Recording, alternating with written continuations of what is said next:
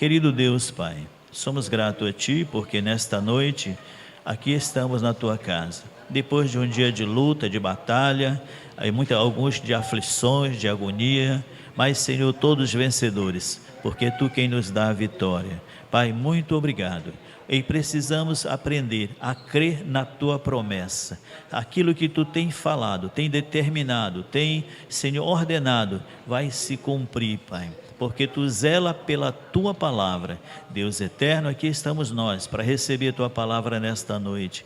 E é o Teu servo que vai ministrar. Continua dando a ele, Senhor, a sabedoria, a revelação profunda desta palavra, para Ele trazer a nós com facilidade, que venhamos a entender e compreender tudo aquilo que Tu tens falado através desta palavra a nossas vidas. Oramos a Ti, Deus, agradecidos por tudo, em nome do Teu Filho amado Jesus. Amém. Paz do Senhor, meus irmãos. E cumprimentar o pastor Almir, supervisor aqui do campo de Manacapuru, está conosco também. Alegria estar por aqui, sempre quando possível, né, pastor? Dá para estar por aqui, então, uma alegria ter o pastor Almir. Vocês querem receber o nosso querido pastor? Bem-vindo? Seja bem-vindo em nome de Jesus. Graças a Deus. Não volte sempre não, fique lá, ele tem que tocar o campo dele lá. Mas quando possível, vem aqui, né? Sempre que puder, ele tem que tocar um campo grande, abençoado, e ele está desempenhando um trabalho árduo ali, e o Senhor está dando graça e vitória. Meus irmãos, vamos iniciar o nosso estudo de hoje. Nós estamos dando uma sequência à série de estudos bíblicos com o tema Vivendo o Jubileu. Estamos trazendo algumas mensagens dentro desta temática. E hoje vamos falar aqui no capítulo 14 de Êxodo, uma passagem conhecida, em que o povo de Israel está encurralado ali entre o mar e o exército, e as muralhas que estão ao entorno, as montanhas, e estas muralhas, estas dificuldades, essas barreiras são impeditivos, ou tentam ser impeditivos para que o povo alcance e se dirija a alcançar a promessa. O hino que cantamos, o hino de número 102, ele, ao longo de todo o hino, ele reforça isso: crer na promessa, somente crer na promessa, somente crer na promessa. E é o que nós vamos falar hoje, nesta mensagem de hoje, a respeito desta série, Viver o Jubileu. Nós precisamos atravessar muitas barreiras e precisamos atravessar talvez um mar para que nós alcancemos as promessas de Deus e para que consigamos obter as bênçãos que o Senhor prometeu às nossas vidas. Certamente a promessa de Deus não vai ser frustrada, mas muitas barreiras, muitas dificuldades, muitas lutas serão necessárias serem travadas para que a gente alcance a promessa, para que nós consigamos chegar naquilo que Deus quer para nós. E nós estamos vivendo um período de jubileu, cujo tempo tem reservado para todos que assim crerem, tem um tempo reservado de muitas bênçãos, de muita prosperidade, de muita abundância de Deus para todos aqueles que experimentarem e crerem, como cantamos no 102, e crerem na promessa. Somente crer na promessa, não importa a dificuldade, crer na promessa, não importa a luta, crer na promessa, não importa a tribulação, crer na promessa, somente crer na promessa, como o hino nos adverte. Então, é isso que nós vamos ver aqui, meus irmãos, nesta passagem, em que o povo de Israel está justamente num dos primeiros obstáculos na sua jornada até alcançar a sua promessa, que no caso específico deles era alcançar a terra prometida, uma terra que mana leite e mel, uma terra abundante, espaçosa, a terra que Deus prometeu entregar para a geração de Abraão, Isaque e Jacó. Nós temos aqui neste episódio, nós vamos verificar que o povo, como já disse no início, estava cercado de todos os lados. À frente, um mar que impossibilitava de atravessar. Aos redores, ao lado do povo, tinha uma cordilheira de montanhas que impedia o povo de fugir para qualquer lado. E o único caminho e rota natural permitida para que o povo fugisse era voltar pelo mesmo caminho que eles vieram, mas dali vinha o exército de Faraó. Então o povo, para todos os lados que olhassem, para todas as opções disponíveis e humanas disponíveis, eles estavam cercados e não tinham nada, não tinha nenhuma saída, não tinha como avançar em direção àquela terra que Deus prometeu. E é interessante que Deus manda o povo ir por esta rota. Havia duas rotas, havia duas opções de caminho para que o povo, para que Deus conduzisse o seu povo até chegar a Canaã. Tinha a rota que era essa que o povo adotou aqui, e tinha uma outra rota que era muito mais fácil, muito mais rápido, e era uma rota já, digamos assim, estruturada por onde o comércio Faraó, o comércio do Egito transitava. Portanto era uma rota já, digamos assim, pavimentada, tranquila, não tinha dificuldade. Mas Deus opta por levar o povo por esse caminho, que é um caminho mais difícil, que é um caminho mais longo, um caminho que levava, assim como levou o povo, para estar numa situação de completa impossibilidade. Então é interessante, né? Por que Deus tira um povo que está há 430 anos escravizado, e ele, em vez de facilitar a vida do povo que já está sofrido, Deus dificulta um pouco mais ainda o caminho do povo, né? Mas esta é a pedagogia de Deus. A pedagogia de Deus e a forma de Deus ensinar o seu povo, ela necessariamente é contrário àquilo que é mais fácil. Aquilo que é mais fácil, aquilo que não demanda esforço nenhum nosso, a gente não valoriza também. A gente consegue passar por cima e não requer esforço e aprendizado. Mas quando a gente tem, por exemplo, quem estuda, os mais novos, todos nós, todos os que já passaram por um banco de escola, tem sempre aquela matéria que é a mais difícil, é aquela ali que você vai ter que quebrar a cabeça para fazer a prova e para tirar uma nota mais pelo menos dentro da média ali, né? Tem matéria que a gente leva, como o papai dizia, leva com os pés nas costas, né? Você não precisa nem estudar que já vai, porque é simples, você consegue assimilar bem. Deus, a pedagogia de Deus é essa, Ele sempre nos leva, Ele sempre vai nos colocar em situações difíceis, situações que são complicadas, complexas, para ver em nós um esforço para que a gente possa desenvolver na nossa jornada de fé. Foi assim que aconteceu aqui com esse povo. Eles estavam recém-libertos, estavam completamente sem saber como batalhar e como viver este novo tempo. Tenho falado nesses últimos dias a respeito dessa mudança de visão que o povo aqui, que todos nós precisamos ter quando as estações se renovam nas nossas vidas. Agora o povo estava vivendo um tempo de liberdade, passaram 430 anos vivendo um tempo de escravidão. Agora eles estão sendo conduzidos para viver um tempo de liberdade, um tempo de libertação. Então, a cada nova etapa e a cada nova fase das nossas vidas, nós precisamos estar sendo preparados para viver essas etapas. E aqui, a pedagogia de Deus para fazer este povo herdar a terra que Deus prometeu, foi justamente levá-los para uma situação de jornada difícil. Não que Deus fosse ou que Deus seja hoje um carrasco que tem o prazer de ver os seus filhos passando por dificuldade, passando por prova, mas é porque Deus sabe a natureza do ser humano, que se tudo for muito fácil, de mão beijada, a gente não vai valorizar e nós não vamos aprender nada. Então essa é a pedagogia de Deus, e assim Deus faz com o seu povo aqui na saída do Egito.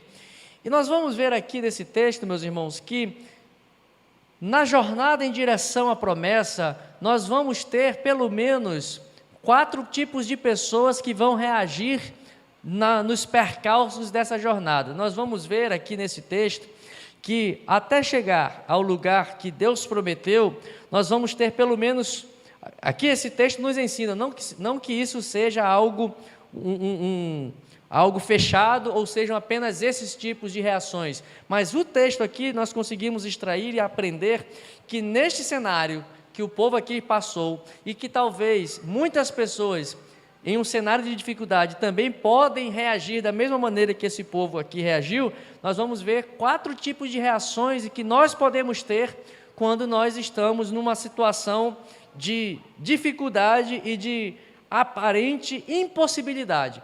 Talvez você esteja passando por um momento de aparente impossibilidade, você está vendo tudo difícil, tudo impossível, nada está aparentemente claro, Deus fez uma promessa à sua vida, à sua família, Deus entregou uma palavra de prosperidade, de bênção, mas cadê essa bênção? Está tudo fechado, está tudo encurralado, está tudo muralhas de um lado, montanhas de um lado, é mar na frente, é o inimigo me cercando, vindo ao meu encalço, parece que estamos na impossibilidade e perdemos de vista. Como vamos reagir quando este cenário está desenhado diante de nós? É o que nós vamos ver aqui, 4 tipos de reações.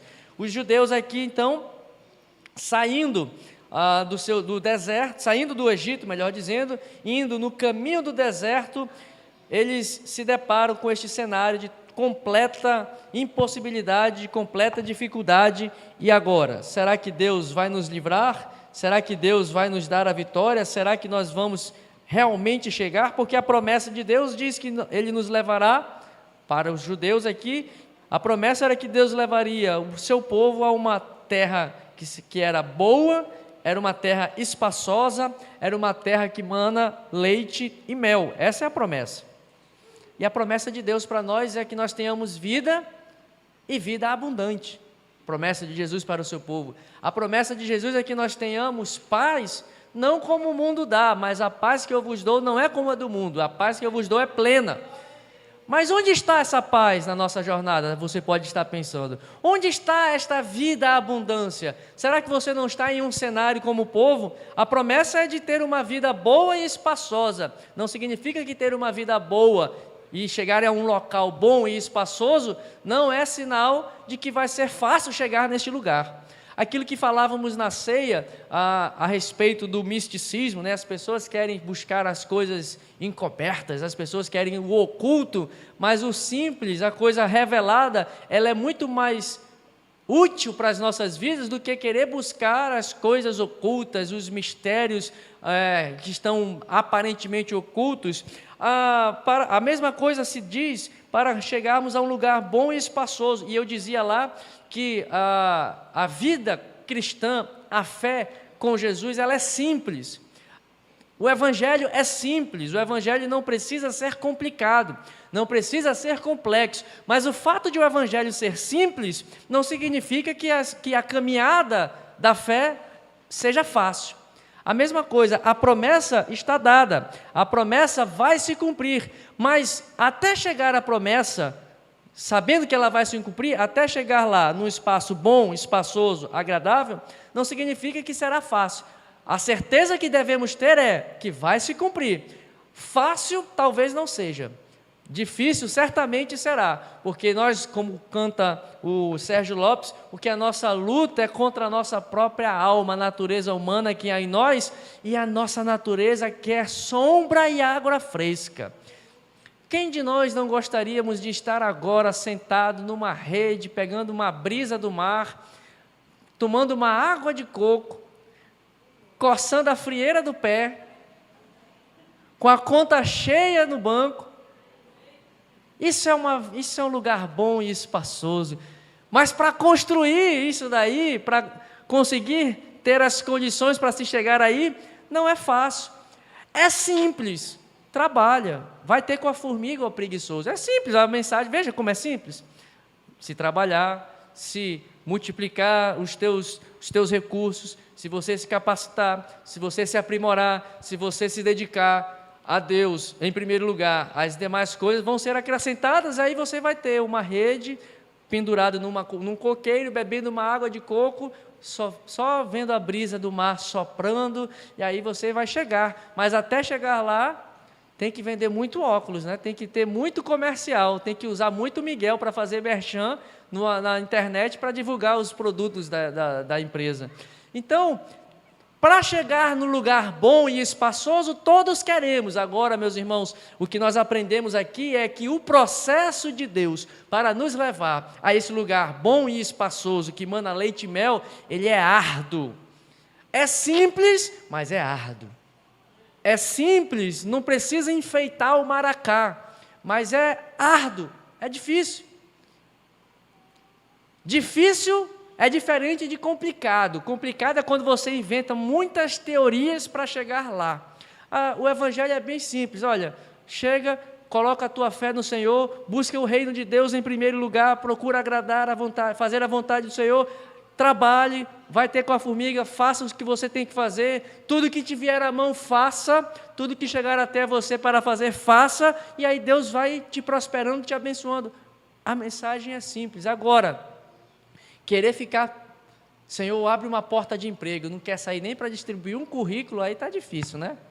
Jesus não é carteiro, Jesus não vai mandar um e-mail assim para ninguém, quem não é visto não é lembrado, né? Então, se você não se faz ver, você não vai ser lembrado. Se você não se apresenta para o mercado não vai saber que você está precisando de emprego. Então, veja só, a vida é muito simples. Eu ganho pouco, vai se capacitar, vai aprender um ofício melhor, vai aprender uma coisa mais qualificada, que remunere melhor, ou na sua atividade, vai se aperfeiçoar, agregue valor no seu serviço. Meus irmãos, mas aí quem é empregado numa empresa que tem provavelmente, principalmente as empresas do distrito, elas promovem normalmente um plano de carreira, né? Se você fizer determinadas coisas, ela permite que você vá crescendo e vá sendo promovido. Mas a pessoa não faz por onde ser promovida. Não, é aquela pessoa que chega, deu 5 horas da tarde, antes de dar 5 horas está lá. 4h59, já está na fila para bater o ponto. Não faz nenhum esforço a mais, como é que você quer que o seu patrão te reconheça para te remunerar melhor? Então veja, meus irmãos, é simples, só faz um pouco, não, eu não estou sendo pago para isso, então também não vai ser lembrado para ser promovido. Ou seja, o que eu quero mostrar é que para nós chegarmos à nossa jornada de alcançar uma terra boa e espaçosa, que mana leite e mel, isso se reflete não só a um local geográfico, mas a tudo, entendendo que um lugar bom e espaçoso e uma terra que mana leite e mel é um lugar de prosperidade, de bênção, nós precisamos trilhar a jornada que Deus estabeleceu para nós, e este processo, até chegar nesse lugar bom e espaçoso, é difícil. É necessário despender esforço, é necessário fazer alguma coisa, é necessário superar as nossas próprias limitações. É por isso que Deus escolhe levar o povo pelo caminho do deserto e não pela rota mais fácil. Deus, para nos fazer crescer na nossa caminhada, na nossa fé, na nossa confiança, certamente Ele nos fará trilhar caminhos que são mais difíceis, o caminho do deserto, porque Ele sabe que este esforço é necessário para nós crescermos. É necessário um caminho difícil. Tem um ditado que diz assim: o mar tranquilo não faz bom marinheiro. Ou seja, se for marinheiro só de navegar em águas tranquilas, quando vier a tempestade não sabe nem para onde vai, não sabe nem o que fazer. Mar revolto é que faz bom marinheiro. Essa é a pedagogia de Deus também. Ele nos leva, Ele nos aperta, e é o que está em Deuteronômio capítulo 8:2. Eu te levei para este caminho, ó Israel, eu te levei para este caminho difícil, para que tu te lembres de tudo que o Senhor fez por ti, e de como o Senhor te guiou no deserto. Ele te levou por esse caminho para te humilhar, para te provar, e para saber o que estava dentro do teu coração, e para saber se você guardaria os seus mandamentos, ou se você não guardaria os mandamentos do Senhor. Sabe por quê, meus irmãos? Porque se Deus nos levasse por um caminho fácil, e chegássemos na bênção e na prosperidade, no lugar bom e espaçoso, por uma rota tranquila, rapidamente nós iríamos desperdiçar a bênção que Deus nos dá. Vê que quando você recebe alguma coisa assim muito fácil, normalmente você não valoriza e perde. Agora, tudo aquilo que nós ganhamos na vida com dificuldade, com suor, meu amigo, a gente tem um cuidado de guardar, de proteger, porque a gente sabe o custo que foi para conquistar determinada coisa. Então, É por isso que Deus nos leva, nos prova e nos leva por esses caminhos, porque o processo até alcançar a promessa é árduo e necessário. Diz para o teu irmão: o processo para alcançar a promessa é árduo e necessário. Mas, meu irmão, vou usar uma palavra bem coloquial, não arregue não. Provérbios diz, Salomão fala: se te mostrares frouxo na hora da angústia, tua força será pequena. Meu irmão, na hora da prova, na hora da luta, resiste, fica firme.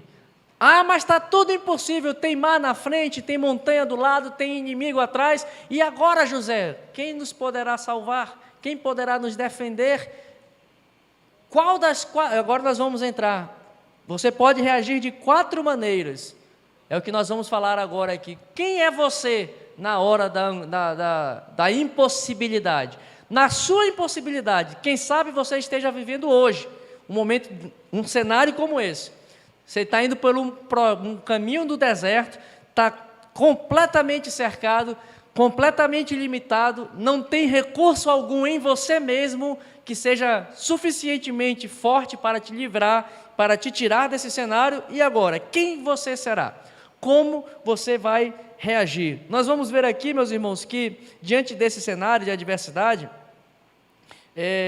nós vamos ver que Deus está usando os egípcios para empurrar o seu povo. O Senhor usa as dificuldades, as adversidades, não para nos destruir, mas para nos empurrar em direção à sua promessa, para nos empurrar em direção àquilo que Ele prometeu para nós. Então, nós vamos ver aqui, o primeiro tipo de reação, num cenário como esse, num cenário de dificuldade, num cenário de impossibilidade, nós vamos ver a primeira reação possível, e foi o que o povo aqui, foi como o povo se comportou. Um grupo dentro deste povo de Israel aqui, que conforme a conta que nos foi dada nas escrituras, são 600 mil homens, sem contar 600 mil homens da idade militar, sem contar mulheres e crianças. Então vai aí para mais de 1 milhão e pouco, dos 2 milhões de pessoas. Dentro deste cenário, desta impossibilidade, uma parte desse povo ficou logo apavorado e querendo morrer. Eles: não, a gente vai morrer. Capítulo 14, versículo 11. Leia aí na sua Bíblia, olha o que diz. E disseram a Moisés: foi por falta de sepulturas no Egito que nos tiraste de lá para morrermos neste deserto? O que fizeste conosco, tirando-nos do Egito? Esse aqui, meus irmãos, é a reação das pessoas que estão completamente derrubadas, completamente imergidas no pensamento ainda de escravo. Aqui nós estamos, é um povo que passou 430 anos, já falei isso em algumas outras mensagens, é uma geração que não sabe viver livre e só sabe viver escravo. E aí se apresenta numa situação dessa, a primeira coisa que essa pessoa quer fazer é morrer. Não, é melhor morrer do que voltar para o Egito. Eu não quero, mas é melhor morrer. Era melhor morrer lá preso do que morrer aqui solto. Olha só, é melhor morrer preso do que solto. Esse é o pensamento de pessoas que ficam completamente apavorados, completamente desesperados, e é por isso que as pessoas, e muitos querem suicidar, muitos desenvolvem depressão, muitas pessoas sucumbem a este pavor. São pessoas que diante da adversidade não desejam mais viver, elas estão com seus olhos apenas voltados para a dificuldade, para a adversidade. Elas não veem saída, elas entendem que aquela dificuldade ela é intransponível, não tem como vencer aquilo, o cerco que se apresenta, certamente só resta a morte. Tem um comediante que diz aí: eu vou morrer, né? E conhece esse comediante? Tem gente que é assim na hora da prova: ai meu Deus, eu vou morrer, eu não tem mais solução, não tem mais saída. Volto para o que esta mensagem tem a ver com aquilo que eu falei sobre o olhar, como nós reagimos ao que está ao nosso entorno. Na luta, na dificuldade, se o nosso olhar for ruim, se os teus olhos forem bons, o teu corpo terá luz, mas se os teus olhos forem maus, o teu corpo será revestido de trevas. Ou seja, são pessoas que estão olhando naturalmente apenas para a adversidade. Se esquecem aqui, olha só, esse grupo desses israelitas se esqueceram rapidamente do que Deus havia acabado de fazer para tirá-los do Egito. As pragas que Deus mandou, tudo que Deus fez, poupou o povo de Israel. As pragas aconteciam no Egito e o acampamento de Israel era poupado. Tudo que acontecia de ruim no Egito, Deus livrava e poupava o povo de Israel. A morte dos primogênitos, Deus passou com o anjo da morte, levou todos os primogênitos dos animais e dos filhos dos egípcios, mas poupou aos filhos de Israel, todos quantos tiveram os umbrais da porta marcados. Mas as pessoas que se encontram neste grupo de pessoas aqui, crentes que estão no grupo de pessoas que são apavoradas, elas nessa hora, elas não veem saída e a única alternativa é morrer. Agora não tem mais saída, só a morte. É melhor morrer. Meus irmãos, enquanto estivermos vivos, temos que ter sempre esperança de que Deus pode intervir na nossa causa. Nós temos que ter sempre a esperança de que Deus pode mudar a situação, por mais difícil que a situação seja. Nós temos que guardar a esperança e a confiança de que Deus está no controle do processo até me levar à promessa. Esta adversidade aqui era uma etapa necessária para alcançar a promessa. Depois vieram outras etapas. Depois, quando já estão entrando na terra, depois de 40 anos com Josué, ainda tem muralha para vencer, ainda tem Jericó para vencer, ainda tem dificuldade para superar, e ainda tem até que o rei Davi entra, e muitas guerras e muitas batalhas, até que o povo conseguiu tomar conta da terra como um todo, e só em Salomão começou a ter paz na terra. Veja que o processo. E aí o escritor aos Hebreus ainda diz assim: Josué levou o povo de Israel para o lugar, mas não lhes deu descanso, porque ainda há um descanso reservado para o povo de Deus. Josué fez o povo entrar na terra, mas ainda não era aquele lugar definitivo, e não era aquele lugar o porto final do povo de Israel, porque ainda há um descanso, ainda há um repouso para os filhos de Deus, que Josué não alcançou para os filhos de Israel, e que nós alcançaremos quando recebermos o nosso Messias novamente, quando ele vier para instalar o reino milenar e o reino de paz, o reino do Messias, quando nós vamos ter, como descrito pelo profeta Isaías, nós vamos ter o leão pastando com as ovelhas, a criança colocando a mão na toca de uma áspide e não vai sofrer nenhum mal, nenhum dano, porque o reino do Messias estará completamente implementado. Mas até lá, meus irmãos, tem um processo, até lá tem um deserto. Não queira morrer, não vá morrer. Tem aí o pessoal tem uns louvores, eu não sou muito triunfalista, eu não gosto muito dessa visão triunfalista, né? Mas tem um louvor que diz aí que tu não vais morrer até que a promessa de Deus se cumpra na tua vida. Não é muito teológico não, porque o escritor aos Hebreus disse assim, que teve pessoas que morreram sem ver a promessa, mas creram nela. Mas o teu papel não é, muitas vezes o nosso papel não é necessariamente viver a plenitude da promessa, mas quem tem fé, ainda que a promessa não seja realizada e concretizada, já vive hoje. Eu não sei se eu consegui ser claro com isso. Quem vive crendo, quem tem fé, quem confia que a promessa de Deus é real, ainda que ela não se concretize fisicamente, essas pessoas já vivem a promessa no seu dia a dia, porque elas são guiadas pela promessa. Meus irmãos, é muito profundo isso, porque mesmo que as coisas, você está esperando uma promessa, sei lá,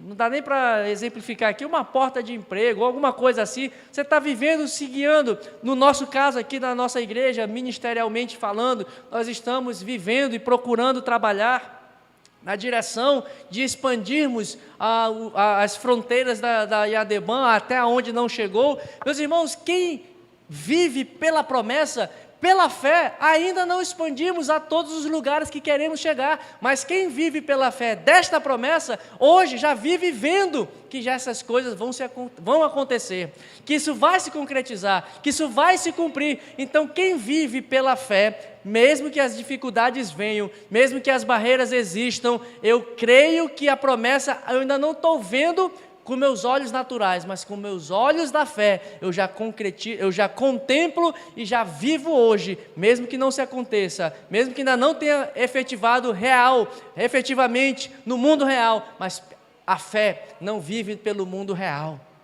A fé não vive pelas coisas naturais, a fé vive pelas coisas que nós não vemos, mas que nós esperamos que vão acontecer.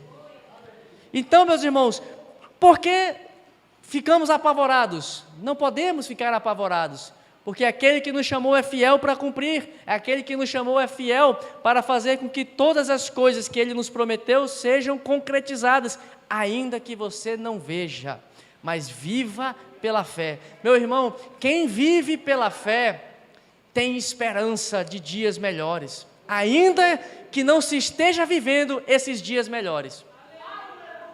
Quem vive pela fé, não é uma vida utópica, que vive na viagem, numa viagem fantasiosa, mas quem vive pela fé tem uma convicta esperança de que o que o Deus tem preparado para nós é o melhor. E se ainda não estou vivendo o melhor hoje, amanhã Deus pode mudar. E se Ele não mudar amanhã, depois de amanhã Ele pode mudar ainda. E se depois de amanhã Ele não mudar, ainda que Ele me mate, nele eu esperarei. Meus irmãos, então, na dificuldade, na impossibilidade, não fique apavorado, não fique desesperado, não queira morrer. Deus tem vida para te dar, Deus tem liberdade para te dar, Deus tem bênção para te dar, Deus está contigo. Se você está no vale da sombra da morte, não temerei mal algum, porque Ele está comigo. Estou na luta diante dos meus inimigos, não se preocupe, Ele prepara uma mesa perante ti, perante os teus inimigos. Não se preocupe, porque Ele unge a tua cabeça com óleo para que o teu cálice transborde e você fique firme no momento da tribulação, da dificuldade. Está tudo cercado, não se preocupe, abrigue-se no esconderijo do Altíssimo e descanse à sombra do Deus Onipotente. Não temas, não fique apavorado, o Evangelho vem para nos fazer ter confiança. E a gente usa muito, né? Porque maior é o que está conosco. Maior é o que está em nós do que o que está no mundo. E por que tu está apavorado então, meu irmão? Por que você está querendo morrer? Por que tanto desespero? Deus tem o controle de tudo. Isso é o processo de Deus para você crescer. Quando você mudar a tua visão a respeito da tribulação, você vai entender o que Deus quer fazer na tua vida. E o segundo grupo de pessoas que neste cenário aqui de impossibilidade nós vamos ver, está no versículo 12, Êxodo capítulo 14, verso 12. É aquele grupo de pessoas que quer voltar atrás. Não, acho que me enganaram. Acho que esse negócio de terra prometida é fantasia. Acho que isso daí é conversa para boi dormir. Não, me enganaram, eu vou voltar para trás. É o que eles falam no verso 12, ó. Por acaso não foi isto que te dissemos no Egito? Deixe-nos servir os egípcios, pois teria sido melhor servir os egípcios do que morrer no deserto. Olha só, é melhor viver preso do que morrer livre. Olha que mente corrompida, mas é natural. 430 anos de escravidão, uma geração que nasceu na escravidão, é natural, mas hoje Deus já nos libertou, meus irmãos. É tempo de nós deixarmos Deus mudar a nossa visão, é tempo de nós permitirmos Deus mudar. Por que voltar para o tempo da escravidão? É que algumas pessoas reagem assim. Não, é o que nós convencionamos chamar dos desviados. Não, aceitei Jesus, me emocionei, levantei a mão, mas veio a dificuldade, parece que a minha vida ficou mais difícil. Quando eu aceitei Jesus, parece que a coisa ficou mais trabalhosa, parece que a coisa ficou complicada, os meus amigos todos se afastaram, eu não quero esse negócio não, parece que ser crente ficou pior do que a minha vida era antes. Aí decide voltar atrás, volta para o Egito. Quando vem as primeiras tribulações, as primeiras dificuldades, muitos ou alguns procuram voltar para uma vida de escravidão e pretendem se colocar novamente debaixo do jugo de escravidão da onde eles foram tirados. São o que nós chamamos de os que se desviam. É aquela parábola que Jesus conta daquele semeador e que ele vai lançando a semente cai numa terra pedregosa, numa terra que tem muitos espinhos, a semente vai nascendo, a outra cai numa terra boa, e aí ele vai explicando. É esse o cenário de muitas pessoas. Muitos caíram, a semente que é a palavra de Deus caiu numa terra pedregosa, difícil, que até nasce, mas ela não consegue ter raízes profundas. Vem o sol forte e logo faz com que essa semente seque e pare de crescer e cesse o seu desenvolvimento e morre. Muitos são assim, porque não entenderam o processo de Deus. Eu, lendo um comentário bíblico, dizendo que, um comentarista bíblico dizia assim, que a provação, a tribulação é o RH de Deus para o crente. A tribulação é o RH de Deus para o crente. Será que você vai ser aprovado para ser contratado, para ser integrante do reino de Deus? Ou na provação você vai ser reprovado e não vai ser admitido? Porque nós vamos ver que muitas pessoas vão querer, não, esse negócio de ser crente não é para mim mais não, acho que me iludiram, esse negócio de ser crente, a minha vida estava muito mais tranquila antes, tinha muito mais amigos, tinha muito mais pessoas perto de mim, próximo a mim, não, eu vou voltar para aquele cenário lá, e volta para aquele lugar depois de estar limpinho, como Jesus fala lá em Marcos, né? A casa está limpinha, a casa está arrumada, está tudo preparado, aí decide voltar atrás e o seu estado fica pior do que era anteriormente, porque volta o que estava lá e com ele volta mais 7, e o cenário fica pior. São pessoas que na escravidão aqui nós vamos ver que esse povo, muitos, um grupo desses irmãos aqui, dos nossos irmãos israelitas, achavam melhor voltar para a escravidão, preferiram voltar, achavam que diante desse cenário de impossibilidade, melhor era morrer preso, cativo no Egito, viver preso no Egito, do que morrer liberto no deserto. Será que nós não estamos cogitando em voltar para o mundo, voltar para a vida antiga? Aquele que botou a mão no arado, meu irmão, não pode mais voltar e olhar para trás. A caminhada é para frente, é processo de Deus para as nossas vidas, é o RH de Deus, a aprovação é o RH de Deus nas nossas vidas. Não reclame, não murmure, não fique achando que Deus, acho que Deus não está sabendo o que fazer não, acho que Deus, não está me conduzindo pelo caminho certo, e começa a murmurar, começa a reclamar, começa a querer voltar atrás. Não faça isso, persevere, persista, continue na jornada, vence esse obstáculo e digo para você, vai ter um outro maior mais na frente.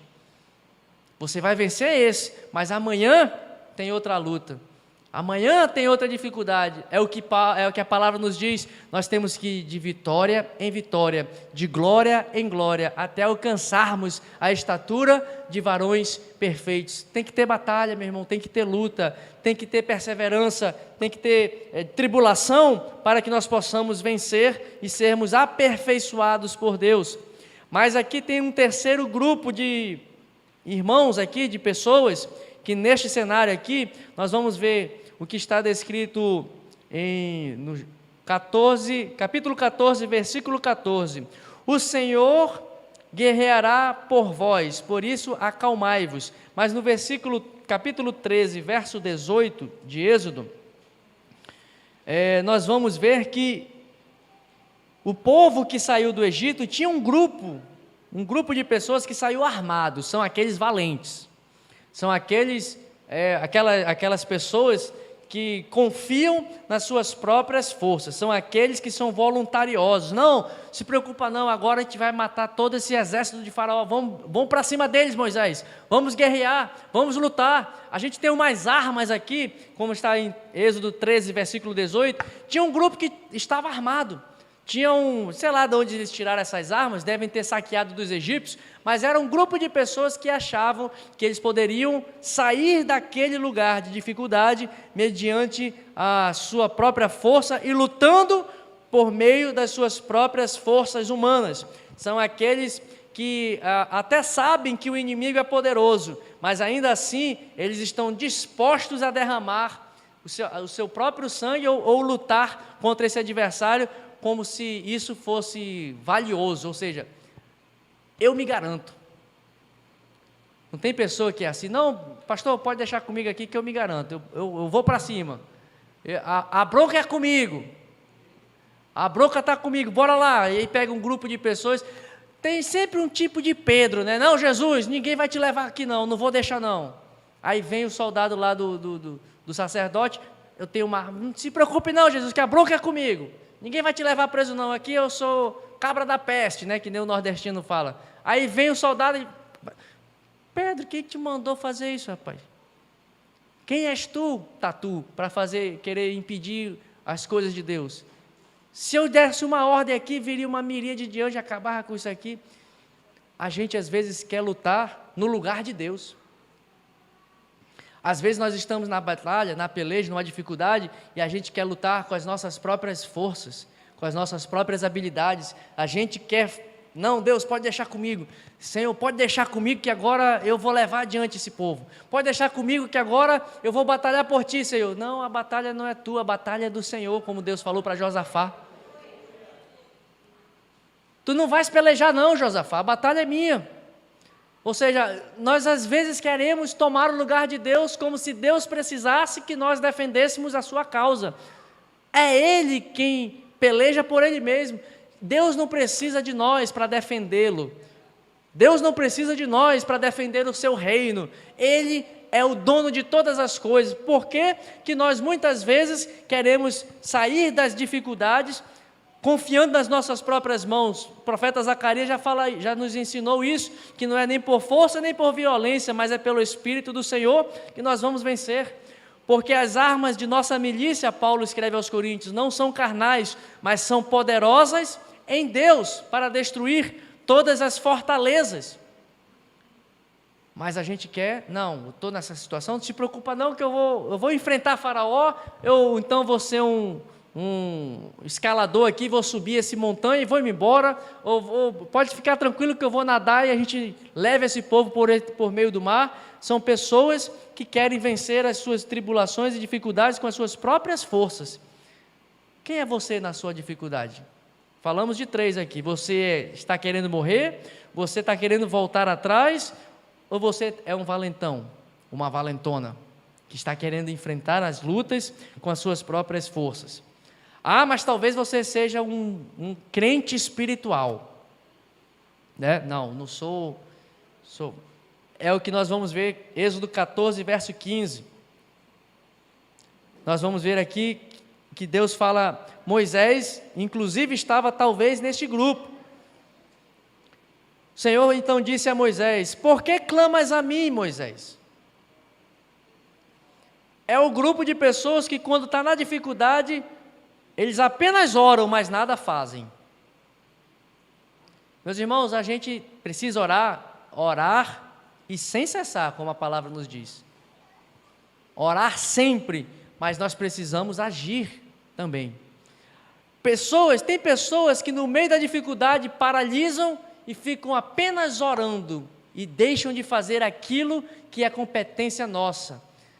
A gente precisa ter uma fé, uma compreensão de que a gente precisa nos conduzir como se tudo dependesse de Deus, mas ao mesmo tempo tudo dependesse de mim. Ou seja, eu me conduzo confiando que Deus vai confirmar tudo que eu faço, mas eu não posso ficar parado. Eu não posso ficar apenas numa oração, eu não posso ficar apenas orando sem fazer nada.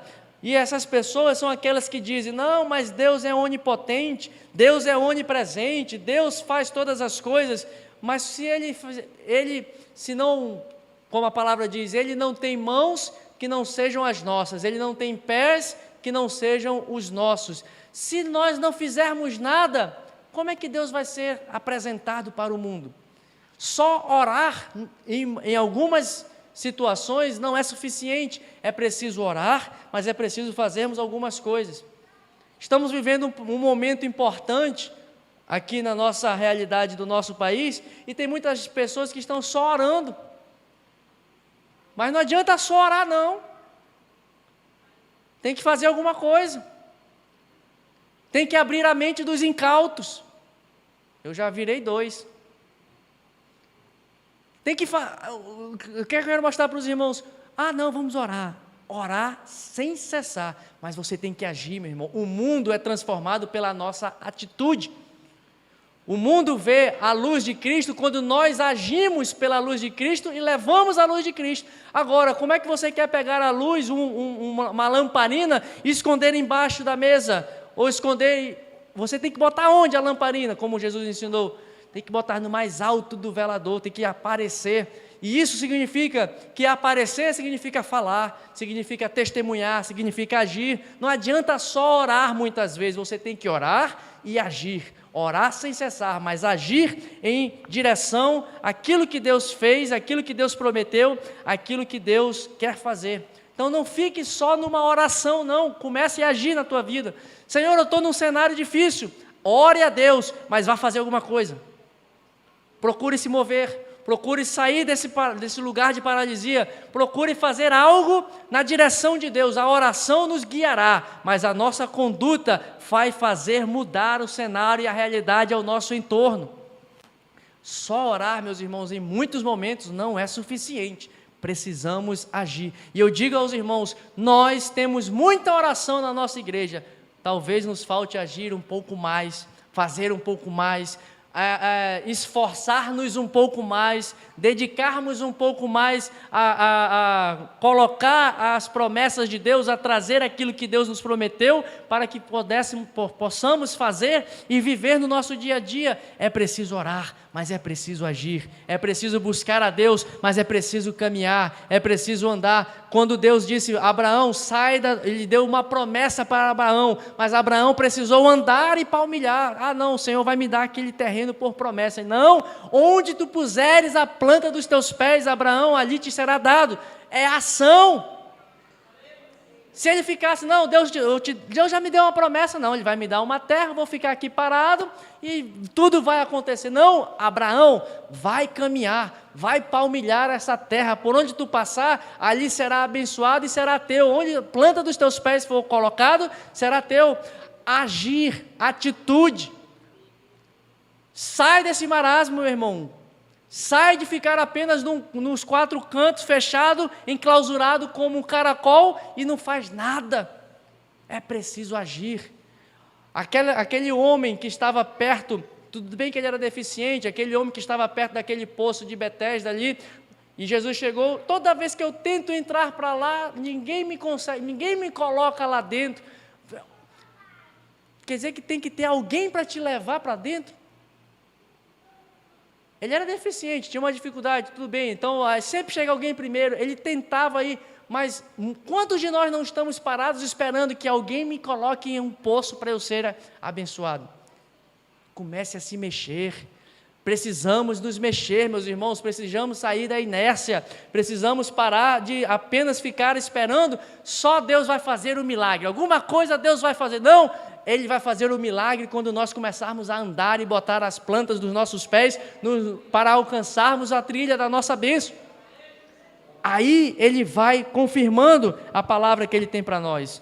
Certamente Deus não aprovou nenhuma dessas 4 atitudes, porque no versículo 13, Deus começa por meio de Moisés a trazer uma resposta a esses grupos, a essas pessoas. Nós vamos ver que Deus, aos que estavam apavorados, aqueles que querem morrer, aqueles que estão nesse cenário de dificuldade, de impossibilidade, que estão completamente perdidos, desesperados, sem esperança alguma, Deus diz a esses, não temais, acalmai-vos e vede o livramento que o Senhor vos trará hoje.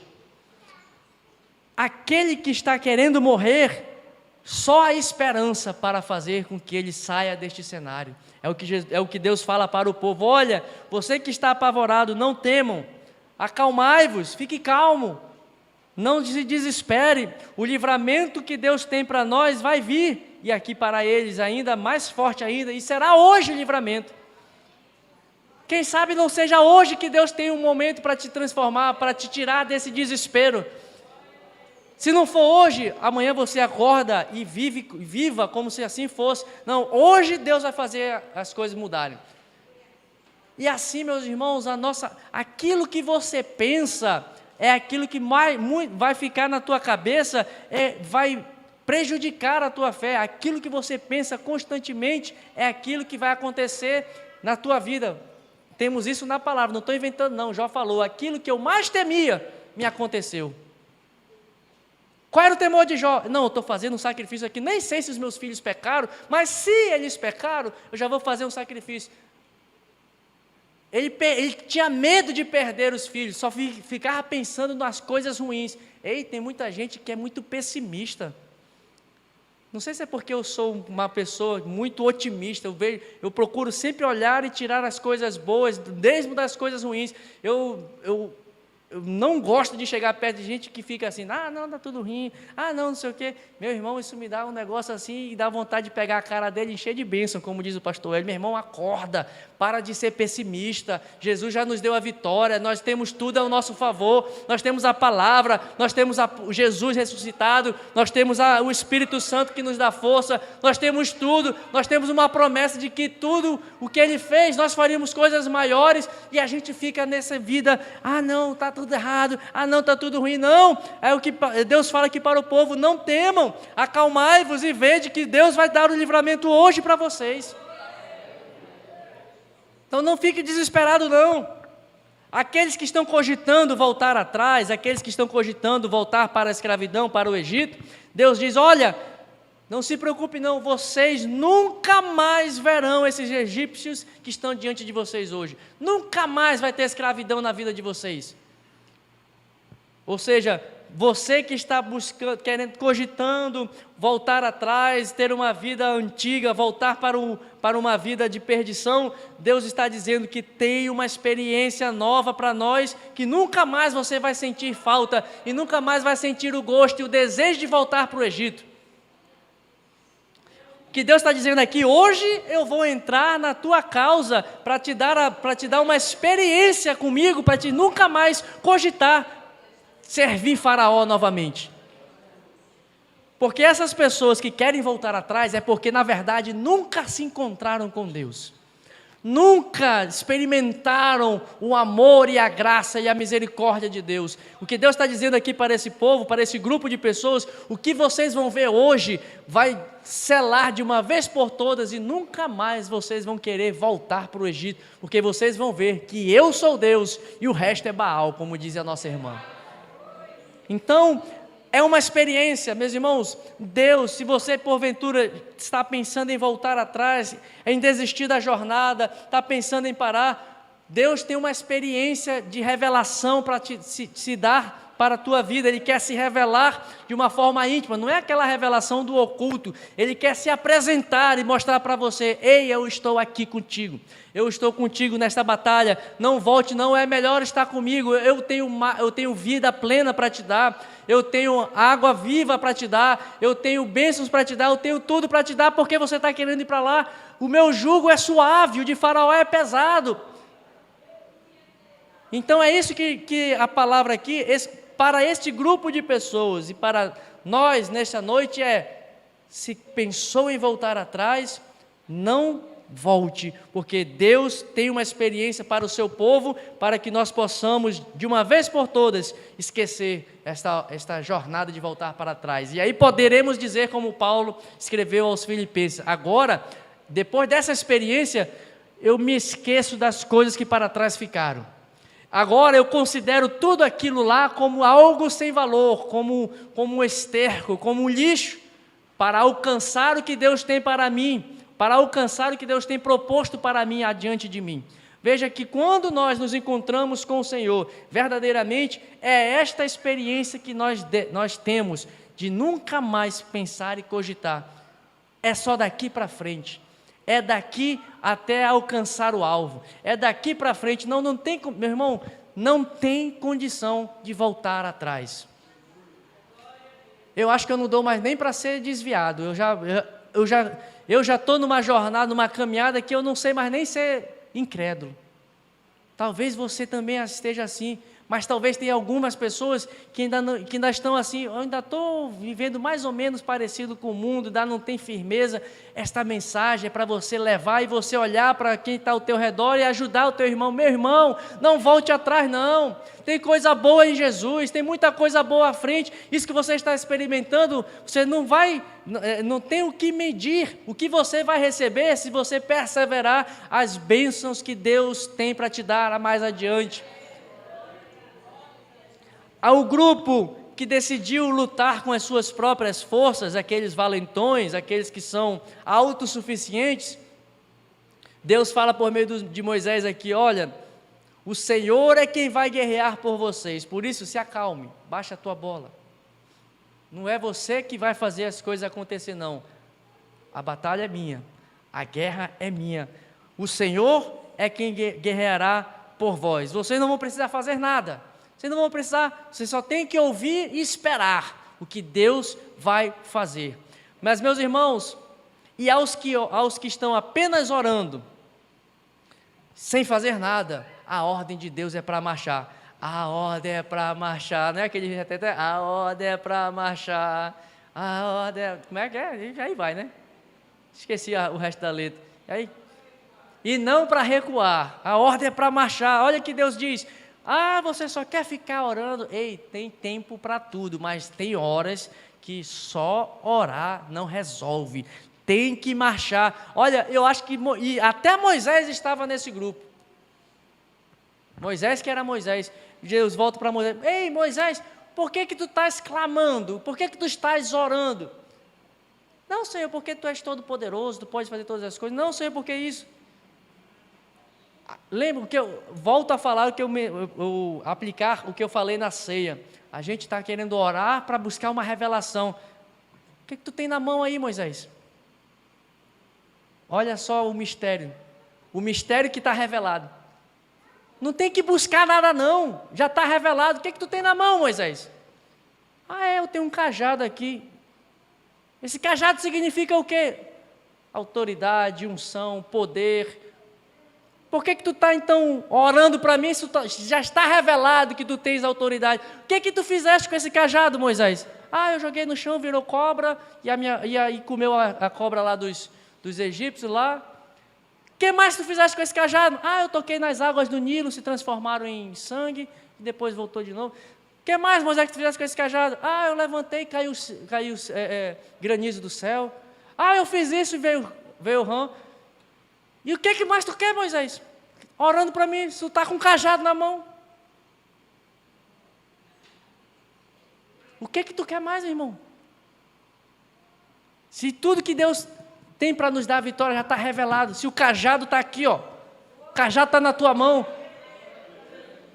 se o que nós devemos fazer está aqui, aí não, porque Deus tem que revelar o mistério do oculto para eu saber se Deus tem que falar comigo, e a gente espera Deus falar conosco. Eis que te digo, varão, o Senhor hoje me revelou, o anjo de Deus. Se eu chegasse aqui, se eu começar a falar isso, talvez a gente ganhe alguns adeptos, né? Talvez algumas pessoas se juntem a nós. Olha, estou dizendo, olha, tem um anjo bem ali, irmão, começa, aí o fogo começa. Glória a Deus. Deus não disse, não vai um anjo aí, Moisés, não, hora que vai vir, não. O que tu tem na tua mão? Está revelado, irmão. A nossa vitória está revelada. A nossa vitória já está escrito. O que nós precisamos para vencer já está aqui. A nossa oração tem que ser para termos intimidade com o Senhor. Não é para revelar o mistério oculto da revelação, não. É para termos comunhão.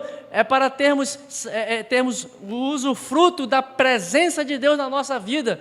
Mas o que você precisa fazer está revelado. Vai pregar, já está revelado. Ide fazer discípulo. Ide é ação, é mover, é atitude.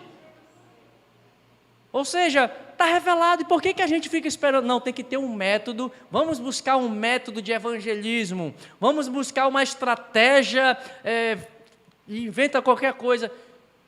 Se a gente não consegue fazer o que está revelado, não adianta inventar peripécia, qualquer coisa, plantar bananeira, se a gente não faz o que já está revelado há mais de 3.000 anos. vai querer fazer novidade. O que é que tu tem na tua mão aí, meu irmão? O que está na tua mão? São 5 pães? São 2 peixes? É uma moedinha como aquela viúva? Esse é o teu cajado, é o que está na tua mão. Então é isso que vai te fazer vencer. Porque Jesus está conosco, é isso que Deus diz. Olha, marcha, pega esses teus 5 pães, esses teus 2 peixes, pega essa moedinha, pega o que tu tem na tua mão, o que tiver na tua mão, pega isso e anda, vai avante, avança. Ah, mas tem o mar, não importa, avança. Ah, mas não importa, avança. É por isso que eu estou levando o exército do Egito atrás, para te empurrar, para ver se ele te dá um pisão na tua costa, para ver se tu sai desse teu marasmo e anda, porque está na tua mão a vitória. A tua vitória está na tua mão, irmão. A tua vitória está no cajado que Deus colocou nas tuas mãos. Então siga em frente, vai adiante, tem uma promessa, tem uma bênção, tem um lugar amplo, tem um lugar espaçoso. Então marche, não fique parado. Marche, vá adiante, a promessa está bem ali, ó. Quem sabe na curva ali já está recebendo a tua promessa. Se você não andar, você não vai saber o que te encontra lá na esquina. Vai ver se eu estou na esquina. De repente esteja lá a bênção, mas se você não sair, não marchar, a ordem é para marchar, a ordem é para marchar e não para recuar. Meu irmão, avance, não se esqueça de que Deus está contigo, é a ordem de Deus. Moisés, é só marchar, é só avançar, é só ir adiante. Irmão, e aqui eu viajo um pouco, não está na palavra, mas Deus nos deu um cérebro para a gente pensar um pouco, né? Você imagina, é verdade, lembrei que eu tenho um cajado, né? Aí Moisés levanta. Eu idealizo a cena não muito como o cinema, os vários filmes apresentam, mas eu vejo assim, porque a palavra diz que o vento começou a soprar e as águas começaram a se abrir.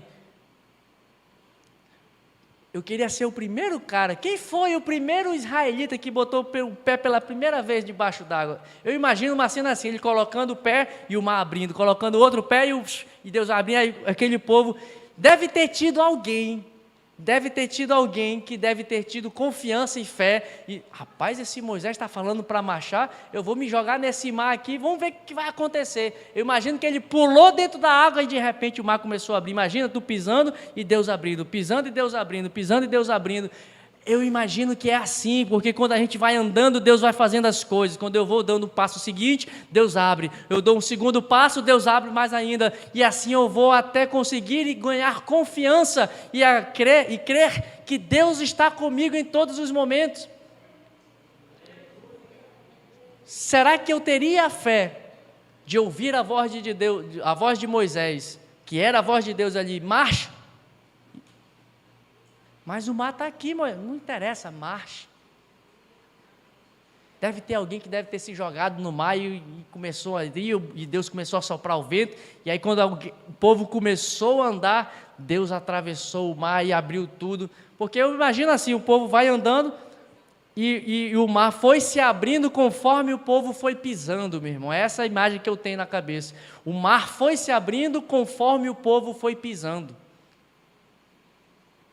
E conforme o povo foi saindo do outro lado, o texto diz, as águas foram se fechando atrás. Entende isso? Quando você começar a se mexer, as águas vão começar a abrir.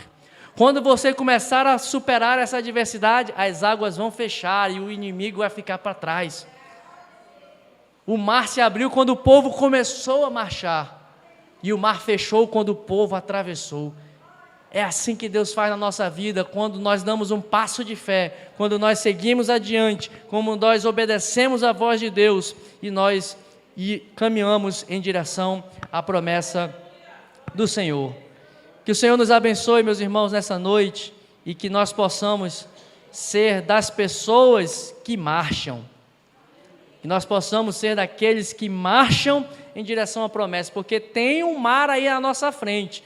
Estamos em um tempo de jubileu. Quem é que vai caminhar e dar os passos de fé para que o mar comece a se abrir? Somos nós, é você, cada um de nós. O Senhor está nos chamando para que nós possamos viver esse tempo de prodígios de milagres e de bênçãos nas nossas vidas. Vamos ficar de pé, meus irmãos, e vamos orar, pedindo que o Senhor nos abençoe. Pai bendito, em nome do Senhor Jesus, nós agradecemos ao Senhor por essa oportunidade que nós tivemos de estar aqui na Tua casa para aprendermos da Tua palavra. Pai Santo, nos abençoa para que nós possamos ser aqueles que avançam confiando em Ti na dificuldade, crendo que o Senhor está na nossa frente. Nos abençoa para que possamos colocar na nossa vida, Senhor Deus, do dia a dia, na prática, tudo o que foi falado aqui nessa noite. Te apresentamos também, Pai, a viagem do pastor Everlan, que seja uma viagem bem sucedida, que tudo que ele fará lá, Senhor Deus, tenha êxito, e que ele, Senhor Deus, também retorne debaixo das asas do Todo-Poderoso. Abençoa o teu servo, o pastor Paiva, que está aniversariando hoje, Senhor, dá a ele graça, dá a ele, Senhor, da tua bênção, Senhor, dá a ele saúde física, emocional, espiritual, que os teus projetos, Senhor Deus, se realizem na vida dele. Também pedimos, Senhor, por aquela pessoa, filha daquela conhecida que está enferma com pneumonia. Nós cremos que o Senhor Jesus é poderoso e pedimos que a boa mão do Senhor toque naquele corpo e que aquela enfermidade seja repreendida no nome de Jesus. Abençoa também a Lia, Senhor, a filha da Carol e do Neison, que sofreu um acidente. Pai bendito, não permita, Senhor, que tenha alguma sequela, mas toca agora na Lia e cura, Senhor, cura ela de toda enfermidade. Pai bendito, agora nos leva para as nossas casas, nos livra de todo mal, nos leva, Senhor Deus, debaixo das tuas asas, nos dá uma semana abençoada, uma semana na tua presença. Senhor, também te pedimos pela congregação do Bariri, que no próximo final de semana estará celebrando o seu jubileu de ouro, que seja um novo marco ali para aquela congregação, uma vida nova, uma unção nova, uma graça nova. É assim que nós cremos no bendito nome do Senhor Jesus. Que a graça do Senhor Jesus, o amor de Deus, a comunhão e a consolação do Espírito Santo seja com toda a igreja. Todos digam amém.